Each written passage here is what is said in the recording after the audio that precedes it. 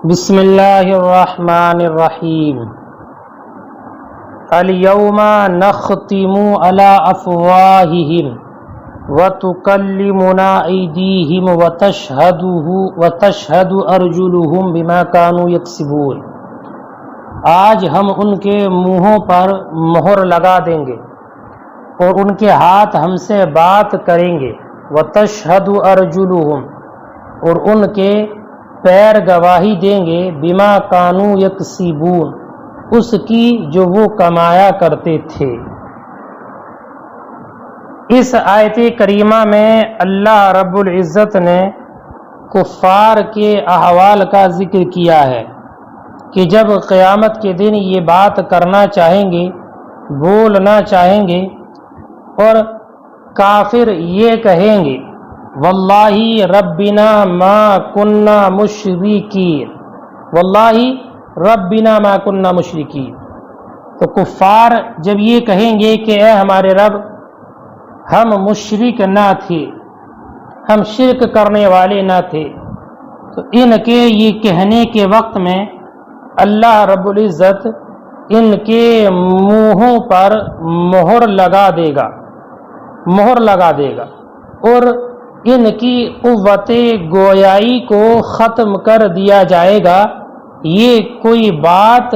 نہ کر سکیں گے، ان کی قوت گویائی سلب کر دی جائے گی۔ اور پھر ان کے ہاتھ اللہ رب العزت سے کلام کریں گے، ان ہاتھوں کو اللہ تعالی قوت گویائی عطا فرمائے گا، اور پیر ان کے خلاف گواہی دیں گے، غرض کے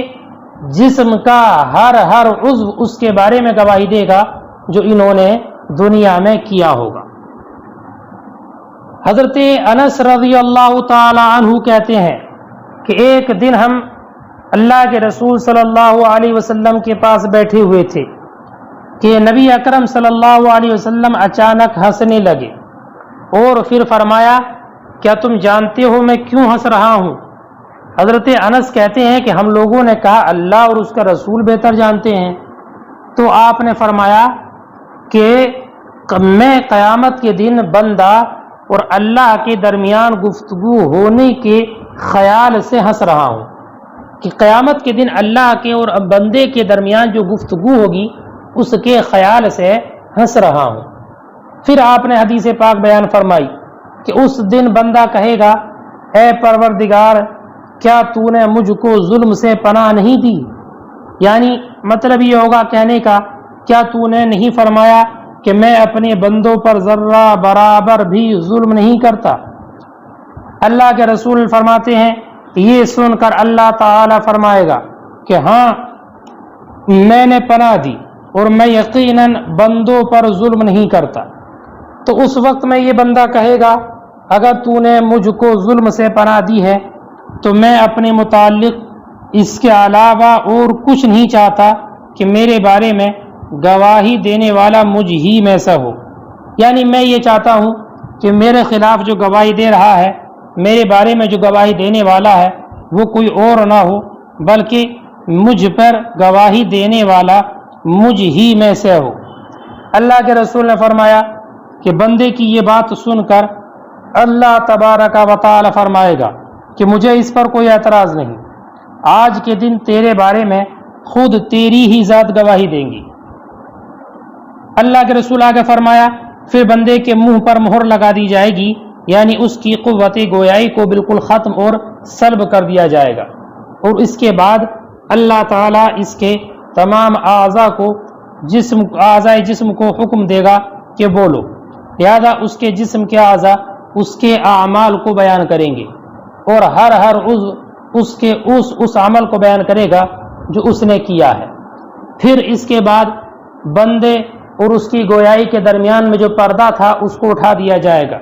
یعنی اللہ نے جو اس کی قوت گویائی کو سلب کیا تھا اس کو واپس فرمائے گا اور اس کی مہر کو ہٹا دے گا اور قوت گویائی عطا فرمائے گا، جس سے کہ وہ پہلے کی طرح بولنے لگے گا۔ اللہ کے رسول نے فرمایا بندہ یہ صورت دیکھ کر اپنے اعضاء سے کہے گا دور ہو جاؤ بدبخت ہو اور ہلاک ہو، میں تو تمہاری ہی طرف سے اور تمہاری ہی نجات کے لیے لڑ جھگڑ رہا تھا۔ یہ حدیث پاک حضرت انس رضی اللہ تعالی عنہ نے روایت کی۔ اس حدیث کا مطلب یہ ہے کہ بندہ یہ گمان کرے گا کہ میرے بارے میں گواہی دینے والا مجھ ہی میں سے ہو، یعنی وہ یہ کہے گا کہ مجھے یہ گوارا نہیں ہے کہ میرے اعمال پر، میرے کردار پر، میری دنیاوی زندگی میں سے گواہی دینے والا کوئی دوسرا انسان ہو۔ میں تو صرف اس بات کو تسلیم کرتا ہوں کہ وہ گواہی میری ذات کے اندر سے ہو جو گواہ دینے والا ہو، اور وہ اس خیال سے کہے گا کہ میری ذات کے اندر سے گواہی دینے والا کون ہو سکتا ہے، کون ہوگا جو میرے جسم کا کوئی حصہ گواہی دے اور کون مجھے ضرر پہنچانا چاہے گا۔ لیکن اس بے وقوف اور نادان بندے کو اس کا خیال نہیں آئے گا کہ اللہ تعالیٰ اس کی اس کیفیت سے اور اس کے اس وہم و گمان سے پوری طرح واقف ہے۔ اللہ رب العزت خوب جانتا ہے کہ یہ کیا سمجھ کر ایسا کر رہا ہے، لہذا اس کا جو گمان تھا وہ اس کے خلاف ہی ہوگا، اور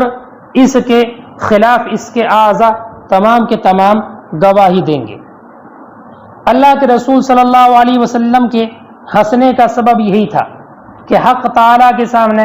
بندے کا اس طرح کلام کرنا اور خود اپنے ہی جال میں پھنس جانا، یہ اس کی بنیاد پر اللہ کے رسول صلی اللہ علیہ وسلم نے اللہ کے رسول صلی اللہ علیہ وسلم ہنسے تھے، مسکرائے تھے، یا یہ کہ نبی اکرم صلی اللہ علیہ وسلم اس بات پر مسکرائے کہ بندہ اپنی نادانی پر جھجھلاہٹ کی وجہ سے اپنے ان اعضاء کو برا بھلا کہنا شروع کر دے گا اور ان کو بد دعا دے گا، جیسے برا بھلا ان کو کہے گا اور کہے گا کہ کمبختو،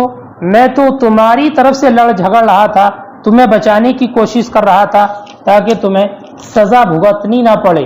لیکن تم خود میرے خلاف ہی گواہی دے رہے ہو۔ تو اس بنیاد پر کہ بندہ خود اپنے اعضاء کو برا بھلا کہے گا، اس کی بنیاد پر اللہ کے رسول صلی اللہ علیہ وسلم مسکرائے تھے۔ بہرحال ہر وقت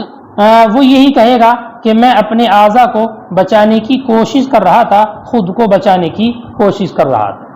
اس حدیث پاک میں جس کو حضرت انس نے روایت کیا،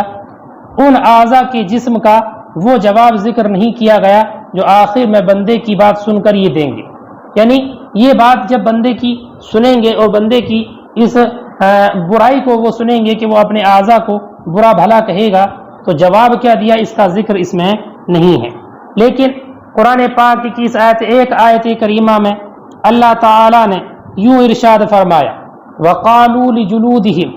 لِمَا شَهِدتُّمْ عَلَيْنَا قَالُوا أَنطَقَنَا اللَّهُ الَّذِي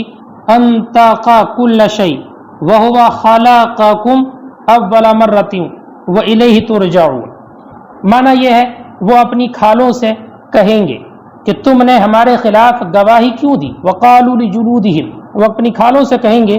لِمَا شَهِدتُّمْ عَلَيْنَا، تم نے ہم پر کیوں گواہی دی، قالوا، تو وہ کھال کہیں گی، انطقنا اللہ الذی انطق کل شیء، ہمیں اس اللہ نے بلایا ہے جس نے ہر ایک چیز کو بلایا ہے، بولنے کی طاقت دی ہے، وَهُوَ خَلَقَكُمْ أَوَّلَ مَرَّةٍ، اور اسی نے تمہیں پہلی مرتبہ پیدا کیا، وَإِلَيْهِ تُرْجَعُونَ، اور تم اسی کی طرف پلٹائے جاؤ گے۔ تو کفار کی ان احوال کا اللہ رب العزت نے اس آیت کریمہ میں ذکر فرمایا ہے۔ اب آپ ترجمہ دیکھیے، الْيَوْمَ نَخْتِمُ عَلَىٰ أَفْوَاهِهِمْ، آج ہم ان کے منہ پر مہر لگا دیں گے، اے الکفاری، یعنی کافروں کے منہوں پر مہر لگا دیں گے، لقولہم، ان کے یہ کہنے کے سبب، واللہ ربنا ما کننا مشرکین، اے ہمارے رب،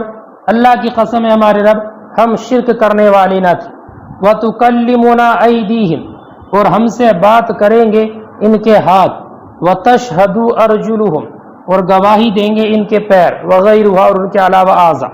بما کانوا یکسبون، اس کی جو یہ کماتے تھے، فکل عضو ینطق بما صدر منہ، تو ہر عضو بولے گا اس کے بارے میں جو اس سے صادر ہوا، وَلَوْ نَشَاءُ لَطَمَسْنَا عَلَىٰ أَعْيُنِهِمْ فَاسْتَبِقُوا الصِّرَاطَ، اور اگر ہم چاہیں تو یقیناً ان کی آنکھیں مٹا دیں، وَلَوْ نَشَاءُ لَطَمَسْنَا عَلَىٰ أَعْيُنِهِمْ، اور اگر ہم چاہیں تو یقیناً ان کی آنکھوں کو مٹا دیں، ذہن حاضر رہے لو نشاء میں لو شرطیہ ہے، لو نشاء میں لو شرطیہ ہے، نشاء فعل بفاعل ہے، اور نشاء کا مفعول بھی محذوف ہے، نشاء کا لفظ نشاء کا مفعول بھی محذوف ہے۔ اصل عبارت ہوگی لو نشاء تمسھا لطمسنا علی اعینہم، لو نشاء تمسھا لطمسناھا، تو اس کا مفعول بھی محذوف ہے، اور لطمسنا علی اعینہم یہ جواب شرط ہے، جواب شرط ہے۔ لو شرطیہ ہے، نشاء فعل فاعل ہے اور مفعول بھی محذوف ہے، اور لطمسنا علی اعینہم یہ جواب شرط ہے۔ تو یقیناً ہم ان کی آنکھوں کو مٹا دیں، فاستبقوا الصراط، پھر وہ راستے کی طرف بڑھیں، فأنا یبصرون، تو وہ کیسے دیکھیں گے؟ فأنا کیفا کے معنی میں کیسے دیکھیں گے، یعنی وہ ہرگز نہ دیکھ سکیں گے۔ فأنا یبصرون میں استفہام انکاری ہے، استفہام انکاری ہے تو معنی ہوگا کہ وہ لوگ نہ دیکھ سکیں گے۔ ولو نشاء، اور آگے اللہ نے فرمایا ولو نشاء، اور اگر ہم چاہیں، لمسخناہم، تو ان کی مکانوں پر ان کی صورتیں بگاڑ دیں، لمسخناہم علی مکانتہم، ہم ان کے مکانوں پر، ان کی رہائش گاہوں پر ہی ان کی صورتوں کو بگاڑ دیں۔ فمستطاعوا مضیا ولا یرجعون، تو وہ آگے جانے کی اور واپس لوٹنے کی طاقت نہ رکھیں، تو وہ آگے نہ جا سکیں اور واپس بھی نہ لوٹ سکیں۔ ولو نشاء لمسخناہم میں لو نشاء مسخناہ، اس کی عبارت ہے وہی جیسے پیچھے تھی لو نشاء مسخہم لمسخناہم، لو نشاء مسخہم، لو یہاں پر بھی شرطیہ ہوگا، نشاء فعل فاعل اور اس کا مفعول بھی محذوف ہوگا، اور لمسخناہم یہ جواب شرط ہوگا۔ مکان آیا، مکان یہاں پر اعلیٰ مکاناتہم، ایک قرات میں مکاناتہم ہے، ولو نشاء لمسخناہم علی مکاناتہم، جو مکانتن کی جمع ہے، مکان کے معنی میں، مکان کے معنی میں اس کی جمع ہے یہ، علی مکانتہم قرآن میں مذکور ہے، لمسخناہم علی مکانتہم، اور علی مکانتہم میں جو علی ہے یہ فی کے معنی میں ہے، فی کے معنی میں، جیسے کہ شارع علام نے بھی فی منازلہم کہہ کر اس کی طرف اشارہ فرمایا ہے۔ غرض ان دونوں آیات کے ذریعے اللہ رب العزت نے کفار کی عہد شکنی اور کفر کی وجہ سے یہ فرمایا کہ لوگ مستحق تو اسی بات کے تھے کہ ان کی بینائی کو ہم ختم کر دیتے اور ان کی شکلیں مسخ کر دی جاتی، لیکن اللہ تعالی نے اپنی عام رحمت کی بنیاد پر جو دنیا میں اللہ کی رحمت ہے ان کے ساتھ ایسا نہیں کیا، اور ان کو ایک وقت کی مہلت دی ہے، ورنہ تو ان کے اعمال اور برائیاں اور ان کے کفر کی حرکتیں ایسی تھیں کہ ہم ان کے چہروں کو مسخ کر دیتے اور ان کی آنکھوں کو بالکل مٹا دیتے۔ ایسے کڑے کٹر مجرموں کو ہم چاہیں تو دنیا میں بھی یہی سزا دے سکتے ہیں کہ ان کو بالکل ہم اندھا بنا کر چھوڑ دیں، تو یہ گناہوں کے کاموں کی طرف بالکل بھی نہ آگے بڑھ سکتے ہیں اور نہ انہیں کچھ سنائی دے سکتا ہے۔ اسی طرح اگر ہم چاہیں تو ان پر طرح طرح کے فالج وغیرہ کے امراض کو ڈال دیں اور ان کو اپاہج بنا دیں، نہ یہ اپنی جگہ سے ہل سکتے ہیں، نہ آگے بڑھ سکتے ہیں، نہ پیچھے ہٹ سکتے ہیں، بلکہ ان کا حال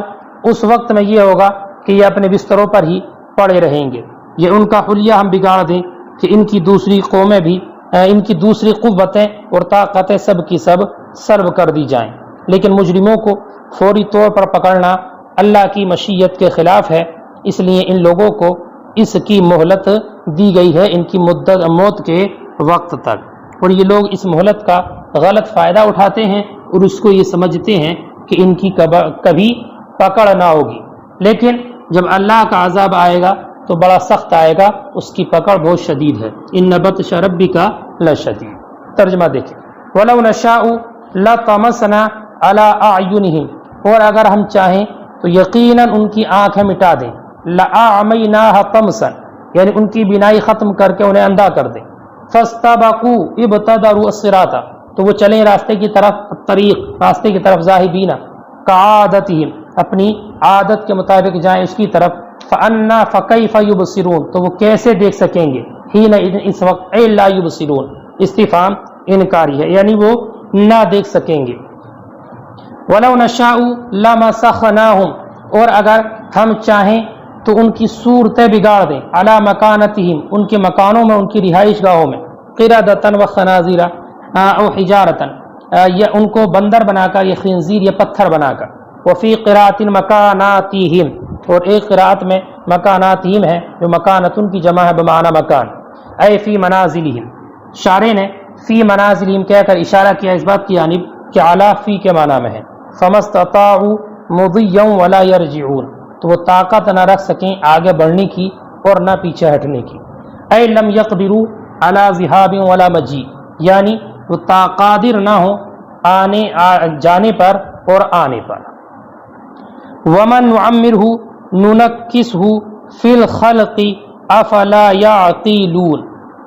اور ہم جسے زیادہ عمر دیتے ہیں اسے تخلیق میں الٹا کر دیتے ہیں. نعمرہ ننکسہ فی الخلق، نعمرہ اے نطیل اجلہ، یعنی ہم اس کی عمر کو لمبا کر دیتے ہیں، اس کی عمر کو بڑھا دیتے ہیں. نطیل اجلہ، عمر کو لمبا کر دیتے ہیں.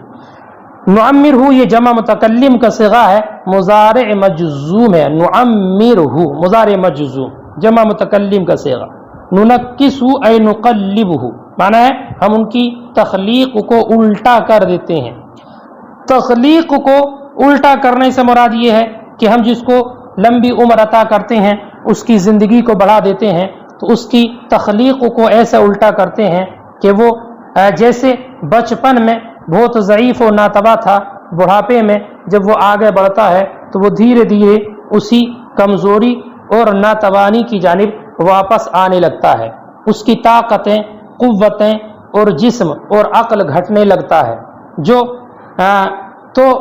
اللہ رب العزت دھیرے دھیرے اس کو اسی حالت پر لوٹا دیتا ہے جو بچپن کی حالت ہوتی ہے. تو ایسی ذات جو ان احوال کے بدلنے پر قادر ہے،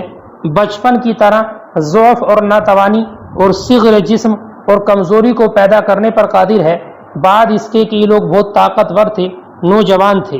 تو اللہ رب العزت جو یہ سب کرنے پر قادر ہے، وہ اس سب کے ہوتے ہوئے، اللہ رب العزت جو ان سب کے کرنے پر قادر ہے، وہ ضرور تمہیں مرنے کے بعد زندہ کرنے پر بھی قادر ہے، اور تمہاری صورتوں کے بگاڑنے پر بھی قادر ہے، اور تمہاری آنکھوں کو مٹانے پر بھی قادر ہے، اور دوبارہ سے ان کو وہ صحیح کرنے پر بھی قادر ہے.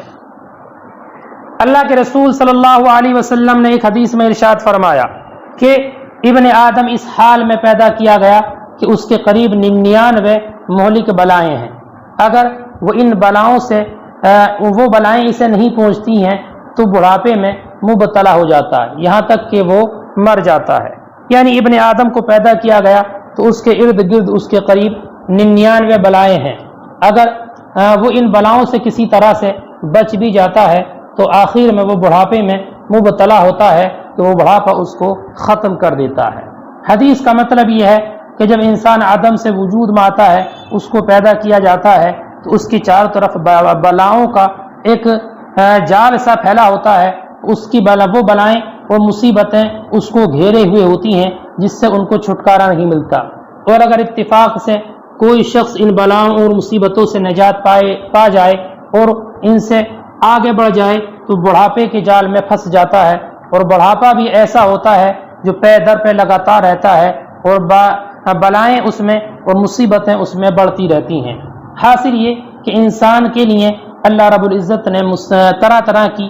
مصیبتوں میں اور آزمائشوں میں رکھا ہے کہ کسی نہ کسی طریقے سے ان سے اگر وہ نکل بھی جائے تو بڑھاپا اس کو کسی حال میں چھوڑنے والا نہیں ہے، بلکہ بڑھاپے کے ذریعے اللہ رب العزت اسے پھر سے اس کی پہلے کی کمزوری اور ضعف کی طرف لے آتا ہے.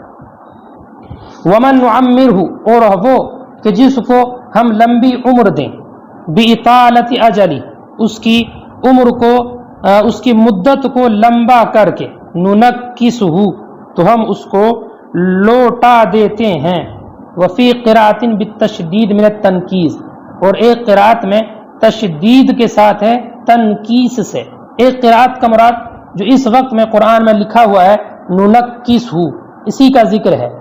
یہ اس لیے کہا کہ مفسر علام نے جب تفسیر کی تو قرآن پاک کا وہ نسخہ آپ کے ساتھ پاس رہا ہوگا کہ جس میں ننکسہ ہوگا. انکس ینکسہ باب افعال سے ننکسہ، تو اس میں اس کے اعتبار سے آپ نے تفسیر ذکر کی ہوگی، اس لیے آپ نے فرمایا کہ اس میں ایک قرات ننکسہ بھی ہے جو اس وقت میں موجودہ قرات قرآن میں ہے. وفی قراءۃ بالتشدید من التنکیز، اور ایک قرات میں تشدید کے ساتھ تنکیز سے، یا اور ایک قرات جو دوسری ہے وہ ننکسہ. فی الخلق، ہم اس کو پلٹ دیتے ہیں تخلیق میں، اے خلق یعنی اس کی تخلیق میں. فیکون بعد قوتہ و شبابہ ضعیفا، تو وہ ہو جاتا ہے اپنی طاقت اور جوانی کے بعد ضعیفا کمزور، وحرما، تو اپنی طاقت کے باوجود اور اس سب کے باوجود کمزور ہو جاتا ہے اور اس کا جسم ضعیف ہو جاتا ہے. افلا یعقلون، تو کیا وہ لوگ یہ بات سمجھتے نہیں؟ افلا یعقلون، تو کیا وہ اس بات کو سمجھتے نہیں؟ یعنی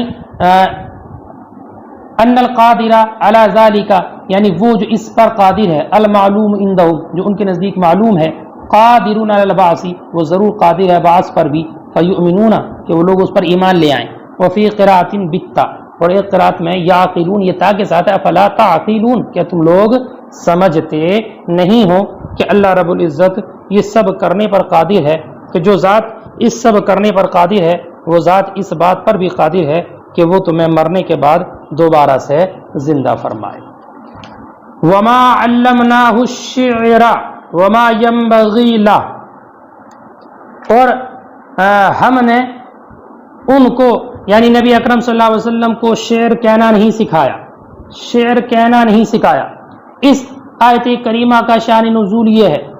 کہ قریش کے کفار نے کہا تھا کہ محمد شاعر ہے معاذ اللہ، اور جو یہ کہتے ہیں یعنی قرآن پاک وہ شعر ہے، اس سے ان کی مراد یہ تھی ان کافروں کی کہ یہ کلام کاذب ہے، جھوٹا کلام ہے. قرآن کریم ان کا مقولہ،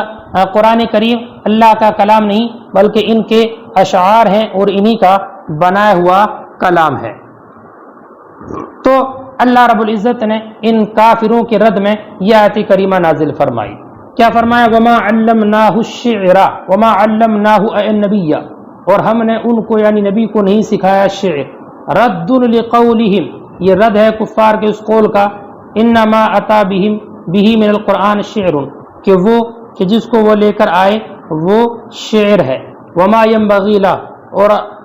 آپ کے لیے آپ کی یہ شاعر شان نہیں، یہ تسہل لہ، آپ کے لائق نہیں الشعر، شعر کہنا. ان ہوا، یہ نہیں ہے، الا ذکر، مگر نصیحت. لیسا الذی اتا بہ، یعنی وہ نہیں ہے جس کو وہ لے کر آئے، الا ذکر عزت، مگر نصیحت. وقرآن مبین، اور ظاہر کرنے والا قرآن، احکام کو ظاہر کرنے والا قرآن. مظہر للاحکام وغیرہ، احکام وغیرہ کو ظاہر کرنے والی کتاب. لینذرا یا کے ساتھ بھی ہے اور لتنذرا تا کے ساتھ بھی ہے. لینذرا تاکہ وہ ڈرائیں یا تاکہ تم ڈراؤ بھی اس کے ذریعے، من کان حیا، اس کو جو زندہ ہے، اس کو جو زندہ ہے، یا عقیل ما یخاطب بھی، اور سمجھتا ہے اس کو جو اس سے خطاب کیا جائے. وہم المؤمنون، اور وہ مؤمنین ہیں. ویحق القول، اور تاکہ ثابت ہو جائے اللہ کی بات، بالعذاب، عذاب کا قول، علی الکافرین، کافروں پر. وہم کالمیتین، اور یہ مردہ لوگوں کی طرح ہیں. لا یعقلون ما یخاطبون بہ، اس کو نہیں سمجھتے ہیں جو ان سے خطاب کیا جاتا ہے.